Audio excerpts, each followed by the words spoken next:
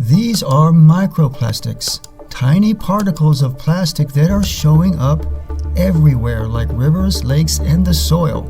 But these are huge compared to some microplastics. Many are microscopic.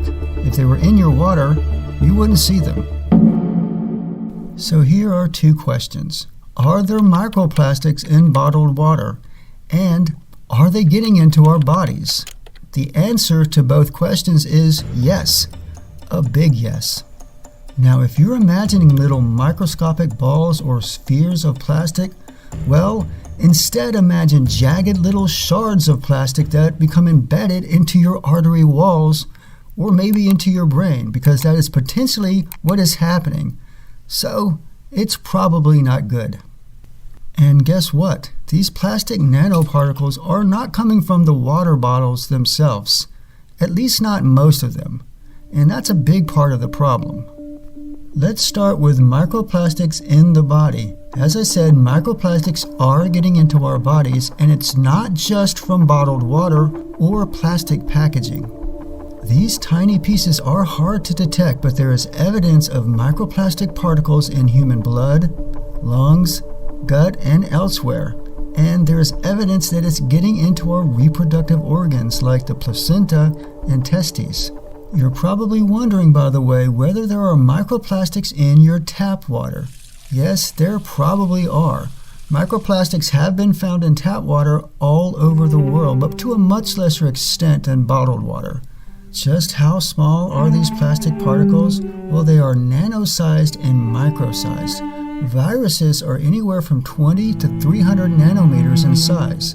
The smallest of the plastic particles, nanoplastics, are from 1 to 100 nanometers, so they are the size of a virus or smaller. Microplastics are a bit larger, from 0.1 to 5,000 micrometers. Bacteria are typically between 0.5 and 5 micrometers in size, so microplastics are bacteria-sized or larger.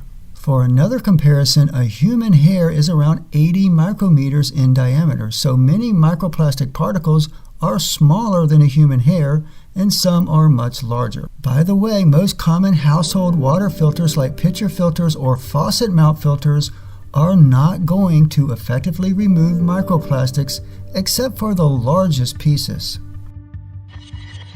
The number of plastic particles that have been found in popular leading brands of bottled water is startling, to say the least.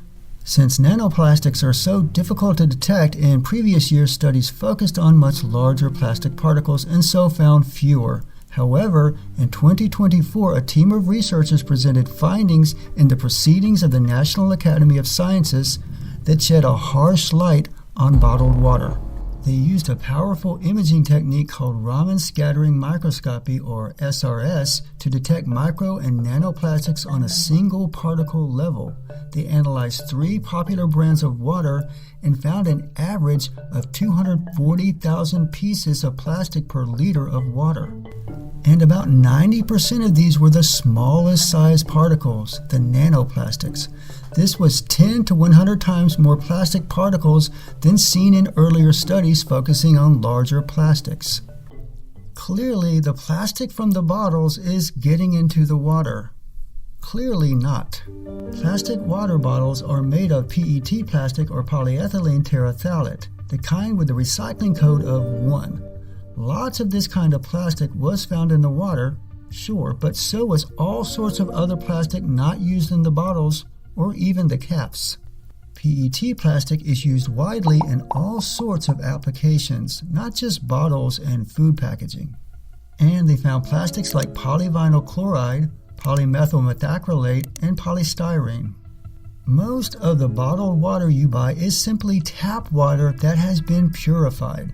The types of plastic found in the water are the types of plastic used in the purification systems. As well, some of the plastic probably comes from other machinery used in bottling. Plastic parts are much cheaper to replace than metal ones. It is all but certain that the plastic was deposited into the water during the bottling and purification process. And it is also all but certain that it's not coming from the bottles, and no, it's not coming from twisting the cap on and off while drinking the water. So we know the plastics are in the water, including to some extent in our tap water. We also know it's in our bodies.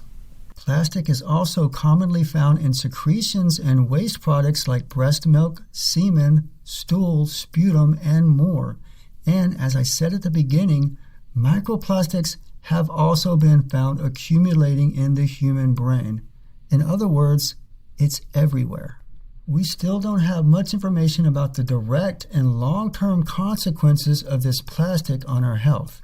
In fact, one of the biggest problems of researching the effects of microplastics on the body is the lack of negative control populations.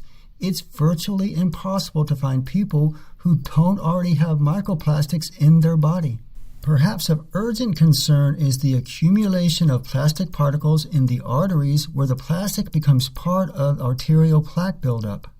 A study published in the New England Journal of Medicine on March 6, 2024 provides a compelling and frightening link between the presence of microplastics in the human body and negative health outcomes. In this prospective study, Dr. Rafael Marfella et al. Observed 304 patients who were undergoing carotid endarterectomy for asymptomatic carotid artery disease.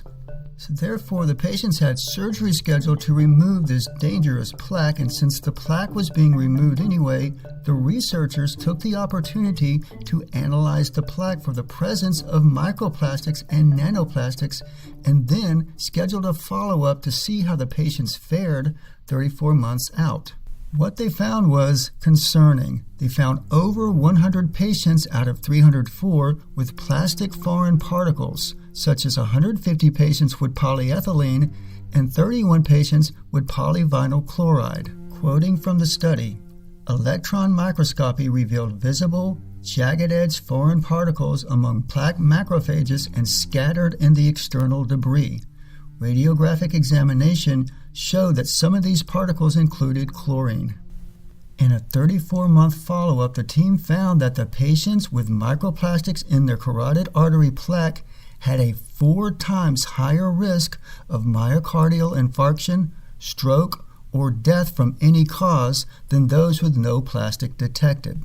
Keep in mind that this was an observational study, and the researchers did not look at any other variables that could have contributed to these outcomes, such as diet and other lifestyle factors.